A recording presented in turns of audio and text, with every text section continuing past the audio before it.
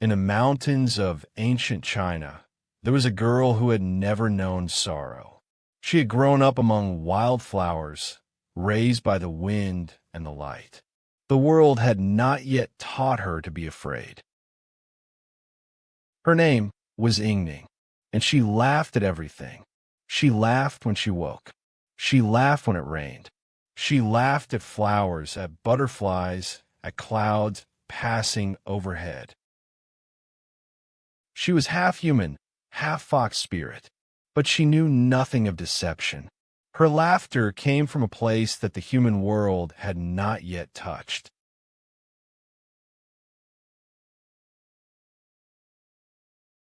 On the festival of Qingming, a young scholar named Wang Zifu walked alone among the graves of his ancestors. He was a quiet, gentle man, but his heart carried an unnamed longing.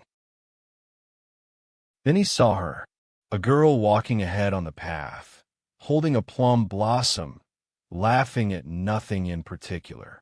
He had never seen anyone laugh like that, freely, without reason, without apology. She glanced back once and smiled. Then she was gone, but she had dropped a plum blossom on the path. He picked it up, and he knew he would look for her until he found her. He searched for weeks.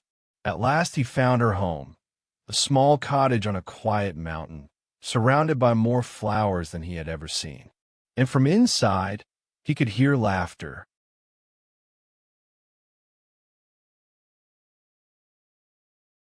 Inside the cottage lived YingNing and her foster mother. Flowers grew from every corner, planted by YingNing's own hands, tended with a devotion that needed no explanation. She came to Wang Zifu's home and married him. His family worried at first. This laughing girl who seemed to take nothing seriously. But slowly, she won them over. She was kind, she was capable, and she was gentle with everyone she met. Those were the happiest days. She filled their home with flowers until every room smelled of spring. And her laughter rang through the house from morning until night. Even in marriage, she remained what she had always been, wild and free in the quiet way that flowers are wild. She had not yet learned that the world would ask her to change.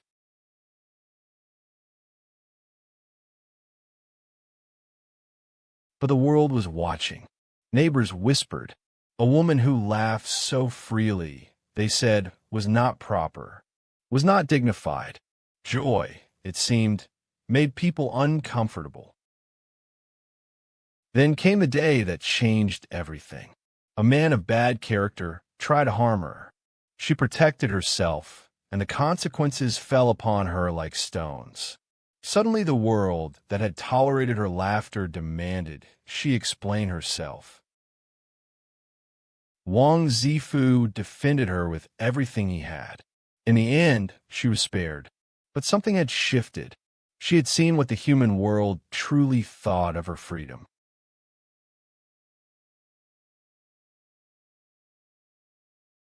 After that day, YingNing never laughed again. Not once. The flowers still bloomed in her garden. The butterflies still came.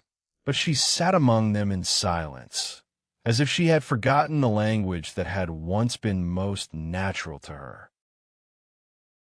She had learned what society wanted her to learn, that a proper woman keeps her joy to herself. That laughter, unbounded and free, belongs only to children and to those who have not yet been taught better. Songling wrote YingNing's story 300 years ago, but the question he asked is still alive today. How much of your most natural self have you given away to be accepted? And somewhere inside you, is there still a laughing girl sitting among flowers, waiting to be heard?